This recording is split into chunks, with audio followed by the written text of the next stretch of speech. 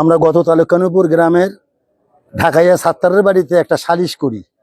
Union পরিষদের member থাকে, জামাতের আমির থাকে এবং বিএনপির লোকজন থাকে।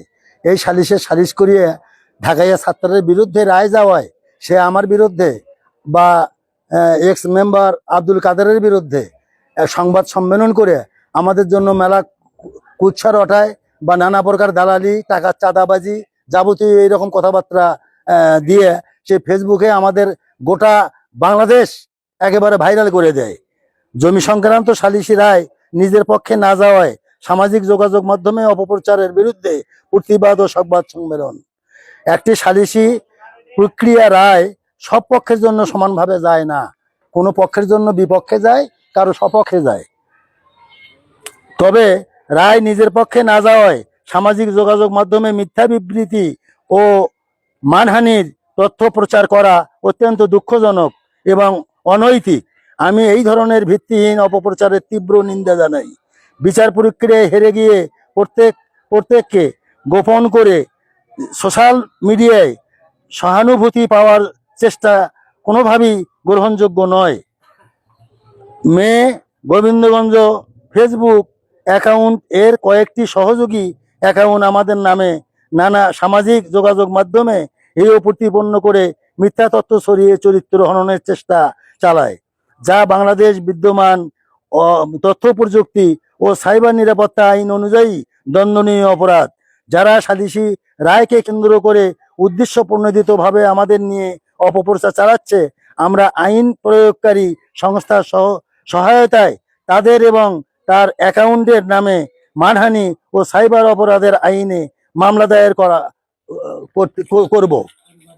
আমি আমার শুভাকাঙ্ক্ষী এবং সর্বসাধারণকে অনুরোধ করব সামাজিক যোগাযোগ মাধ্যমে প্রচারিত একতরফা এবং মিথ্যা তথ্য বিভ্রান্ত না হওয়ার জন্য আমরা প্রতিবাদ জানাচ্ছি। ইউনিয়নের কোন গ্রাম? আব্দুল কাদের বাড়িতে একটি জমির সংক্রান্ত সালিশি হয়। সেই সালিশি আমরা অত্র এলাকার মান্যগণ্য লোক নিয়ে সালিশি করতে যাই। এই সালিশি রায় দুই তরফই তো হয় না, একতরফে হয়। কাগজে পেপার কথা বলবে, পেপার ছাড়া কোনো কথা হবে না। তার যার দিক দিয়ে রায় পাবে, আমরা যে দিকে দেখি যে কাগজ কোন দিকে সঠিক, সেই দিকে আমরা রায় দেওয়ার জন্য আমরা চেষ্টা করি এবং সেই রায় দেওয়ার কারণে আমাদের ফল্টে ফেলে দেয়, এমন একটা ভুল ভ্রান্তের মধ্যে ফেলে দিচ্ছে আমরা নাকি দূষিত, আমরা নাকি টাকা খাই, আমরা নাকি সালিশি করি।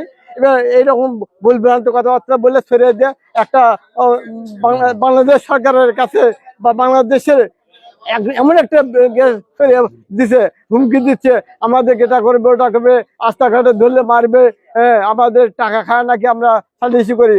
আমরা দেখি আমরা দুই তরফেরই কাগজ। দীর্ঘদিন থেকে আমার চাচার সাথে জমিটা কেঁচা চলতেছে। তা চাচা আমার মনে হয় অনেক বিদ্যুৎ ছড়াছে আর কি। এক পক্ষে আয়া হচ্ছে, আয় তো দুই পক্ষে যায় না আর কি, আয় তো দুই পক্ষে যায় না। তো এক পক্ষে আয় সহাতে আমার দেওয়ানে চাচাটা, আমার দামান জাপরাটা, তার গোবিন্দগঞ্জ ফেসবুক অ্যাকাউন্টের কয়েকটি সহযোগী অ্যাকাউন্ট আমাদের নামে সামাজিক যোগাযোগ মাধ্যমে হেয় প্রতিপন্ন করে যে মিথ্যা তথ্য ছড়িয়ে চরিত্র হননের চেষ্টা চালায়। আমরা ঊর্ধ্বতন কর্মকর্তা যেমন পুলিশ সুপার, ওসি গোবিন্দগঞ্জ বা টিউনো এসিল্যান্ড ঊর্ধ্বতন কর্মকর্তার নিকটে জোর দাবি জানাচ্ছি, ইহা সঠিক তদন্ত সাপেক্ষে এর সুষ্ঠু বিচার করা একান্ত আবশ্যক। সম্মেলন করেছি এবং ভবিষ্যতে আমরা এর জন্য মানববন্ধনের চেষ্টা করব।